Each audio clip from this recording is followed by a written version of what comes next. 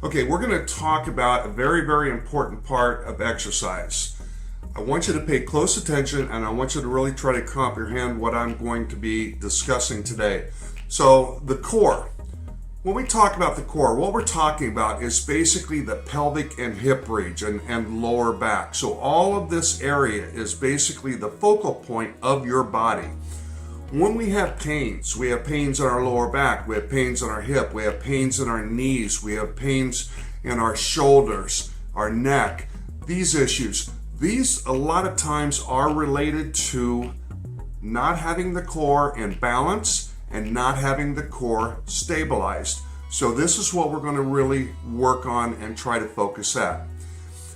Now, to get your core stabilized, the first thing we have to do is focus on an exercise that creates an isometric. This will be the high plank. The high plank holds your body in a solid position.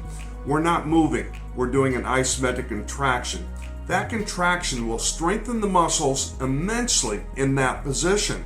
And so this is what we want. We want those muscles to get strong in that neutral spine position so that it stabilizes our spine and keeps us at a position that we can move very well and have a lot of reduction in pain. The second step then is increasing strength. Doing a movement that really focuses on the abdominals, doing sets and repetitions of that movement. And then the third phase is going to be doing a little bit more of a dynamic movement, so more actual movement as we work those muscles together. So what you're going to see here is you're going to see the high plank followed by a abdominal crunch and then followed by a sit and reach. Each one of these exercises, I've got the demonstration there, explanation of the exercise itself, and then also the sets and reps you should be doing. Now, what I would recommend is to do this in a circuit fashion. So in other words, start with your high plank, roll over and go to the abdominal crunch, and then go to the sit and reach. And do them in that order. Go through 3 mini circuits of this 3 times a week.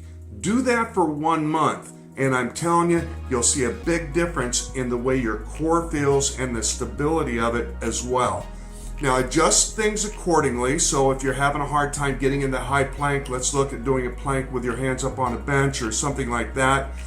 When you're doing the crunches, make sure that you've got the arms extended, but maybe you want to hold weight in the hands. When you're doing the sit and reach, same thing. You can actually do this holding weight in the hands. So there's a few ways to make it work a little bit harder and create that progression that you want to have happen. But again, remember that if the core is not balanced and it's not stabilized, we're going to have these other issues. Now, 2 other functions I want to talk to you about is what we call drawing in and bracing the core. Now, drawing in is a matter of really tightening up those abdominal muscles and creating that intra-abdominal pressure there. Bracing the core, or the bracing effect, is just bracing the spine so that we use these 2 things together. When you're doing the plank, what you're going to do is you're going to lift your hips slightly. You'll feel how that tightens the abdominals. You'll feel how that braces your back and keeps it in a solid position. This is what you want. You don't want to have that sagging, hollow back type look. When you're doing crunches, again, you should feel the squeezing of the abdominals. You should feel the pressure pushing your lower back down against the floor. That's the bracing effect we're going to get. And then when you're doing this sit and reach, as you go forward, really curl the body in.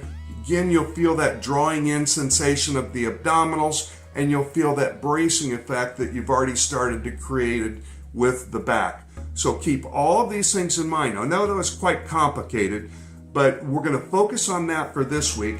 Next week, we're going to work the posterior side. So we're going to hit the muscles in the lower back and the glutes and talk about that and create a workout for you with that as well.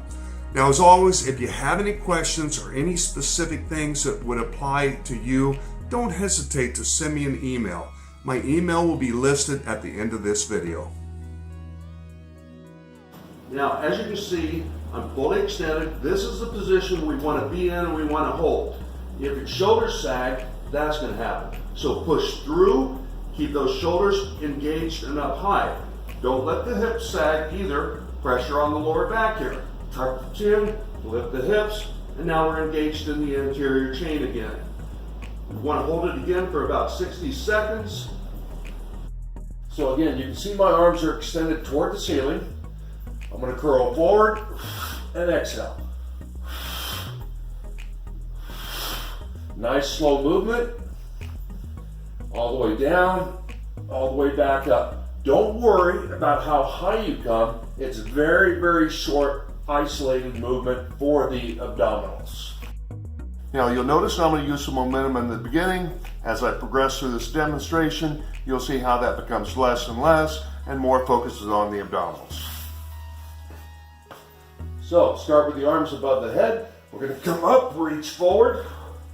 See how my legs are extended to help keep my body down. I'm going to start reaching a little bit higher and higher. And now I'm going to start taking that momentum away.